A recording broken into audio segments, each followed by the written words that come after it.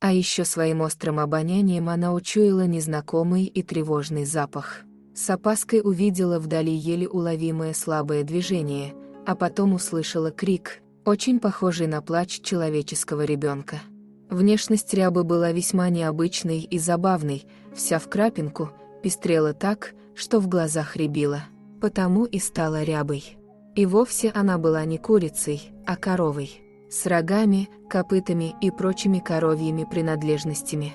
На фоне деревенских коров Ряба выделялась еще и удивительно непокорным нравом, видимо. Она не считала себя коровой или вообще в прошлой жизни была рождена кошкой, а потому и гуляла сама по себе. Встретить рогатую пеструю мордашку можно было повсюду в соседском огороде, у магазина, на лесной полянке или даже в чужом огороде. Это сейчас в деревнях единственную буренку за деньги туристам показывают, как великую достопримечательность, а лет 50 назад не иметь в своем хозяйстве кормилицу считалось стыдно, а потому и стада были многочисленные, работы пастухам хватало и безвредной коровы. Мало того, что кормилица из Рябы была так себе, да еще и всегда хотела куда-то убежать. Вернется под ночь домой, весь день где-то ходила, молока почти нет, послушает брань хозяйки, да и спать идет довольная. «Как ты мне надоела! У всех коровы как коровы, а моя совсем не такая, как все, чтоб тебя волки в лесу съели. Иди поешь, что ли, худая, как кленовый лист», опять весь день ходила где-то. Беззлобно ругала свою любимицу тетка Дуся. А утром непослушная корова вновь отправлялась в увлекательные странствия, доводя до кипения местных пастухов. Однажды Ряба не вернулась вечером домой. Хозяйка провела бессонную ночь, напрасно прислушиваясь к каждому шороху, а утром пошла на поиски. Но ни к стаду, ни на зов тетки Дуси Ряба не вышла ни в этот, ни в последующие 3 дня. Зверей в глухих лесах было достаточно, да только тот год сытный был для зверья, потому и списали пропажу коровы на людей, а не на волков. За спиной Дуси местные жители даже радовались, что избавились от непоседливой коровы, а у той сердце замирало каждый раз от горя, когда она заходила в опустевший коровник. Жила она одна, детей не было, муж с войны не вернулся, а другого не захотела. Рябу она выкормила из бутылочки, когда маленькому теленочку ветеринар выдал диагноз «не жилец». Зимой в морозы у печки держала, да с утра пораньше за парным молоком к соседке бегала. Любимая Ряба отвечала хозяйке полной взаимностью и привязанностью, да только, как избалованный ребенок, нашла на свою пеструю шкуру приключения.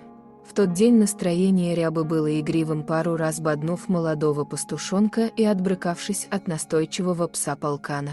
Она выбрала момент, чтобы уйти на свою любимую лесную полянку, где и трава была вкуснее, и листики сочнее, и вода в ручье слаще. В отличие от своих соплеменниц, проводивших основное время в лежачем положении, жуя беспрерывно жвачку и лениво отмахиваясь от назойливых мух, Ряба постоянно двигалась. В этот раз она и не заметила, как забрела гораздо дальше, чем уходила до этого дня. Как-то вдруг не по себе стало от внезапно пропавшего солнышка, которое скрыли густые кроны деревьев. А еще своим острым обонянием она учуяла незнакомый и тревожный запах. С опаской увидела вдали еле уловимое слабое движение, а потом услышала крик, очень похожий на плач человеческого ребенка. Это был совсем маленький, несколько дней от роду, лосенок. Зрение у маленьких лосят совсем плохое, а потому малыш беспомощно топтался на одном месте и жалобно плакал. Что случилось с его матерью, неизвестно, только было очевидно, что малыш голоден и обессилен. Весь облепленный приставучими слепнями, он пытался устоять на слабых дрожащих ножках. Ряба подошла к лосенку и лизнула его шершавым языком в мордочку, а лосиный ребенок с жадностью припал к вымени своей спасительницы. Дальше он хвостиком последовал за Рябой, вновь и вновь подкармливаясь свежим молоком. В ту ночь дорогу домой скитальцы так и не нашли. Где-то вдалеке Ряба улавливала знакомые запахи деревни, но осиротевший лось тормозил ее путь. Ночь прошла без приключений, а ранним утром странники вышли к лесной избе. А чтоб вас напугали до смерти, окаянные, откуда вы здесь взялись? Изумлялся лесник Иван, как прозвали его мужики в деревне. Мужиком он был простым и добрым, сразу же понял, что лосенок неспроста увязался за коровой.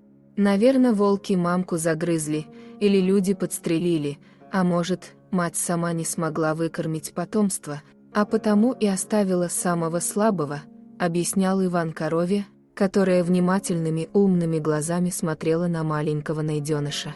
На коровьем молоке лосенок, которого назвали Малыш, быстро пришел в себя и довольно резво скакал возле деревянной сторожки. «Ну все, пошли!» Окрепли. «А теперь со мной в деревню, будем хозяев буренки искать.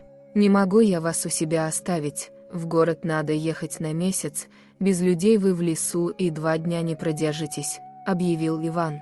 Привязав на веревку рябу, путники двинулись в сторону ближайшей деревни. Лосенок, не отставая ни на шаг от своей приемной матери, скакал рядом. Необычный процесс взбудоражил всю деревню, ребятишки толпой окружили лосенка, да и взрослые столпились у магазина.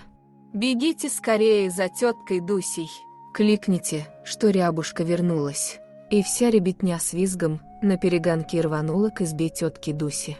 Со слезами она щедро дарила сельчанам сахар из магазина. Чудо в виде лосенка, который испуганно жался к рябушке, решили оставить пока рядом с коровой. «Через месяц вернусь из города, заберу к себе в лес. Не дело дикому зверю у человека жить, а пока пусть сил набирается», — мудро решил Иван и, выбрав момент, подошел к тетке Дусе. «Что, Евдокия, не узнала меня? Постарел так за эти годы. Уже не думал с тобой увидеться на закате жизни, да, видимо, сама судьба нас вновь свела. Как не узнать, Иван? Ты совсем почти не изменился, белый только, как снег стал, а я вот уж точно совсем старуха. Что ты, родная, для меня ты так и осталась молодой красавицей. Да что теперь об этом? Годы ушли. Вот в больницу иду, врачи подлечить старые раны хотят, может, еще и поживем. Оставайся с Богом, пошел я. Интересная у тебя буренка, с характером. Ты уж присмотри за ее ребенком, да смотри, не разбалуй его, лось тебе не домашний теленок. Прощай». Долго смотрела вслед Ивану тетка Дуся. Ряба подошла к хозяйке, посмотрела на нее влажными глазами и пронзительно замычала. «А ведь ты права, Рябушка, не заслужил он такой встречи. Спасибо, родная». И она побежала за удаляющейся сгорбленной фигурой, вмиг почувствовав себя вновь помолодевшей, постройневшей и легкой. «Постой, Иван, возвращайся скорее, мы тебя ждать будем. Я молиться за тебя стану. Ты только возвращайся. Обязательно». Друзья, если вам понравилась история, пожалуйста, подпишитесь на канал и оставьте комментарий. До свидания.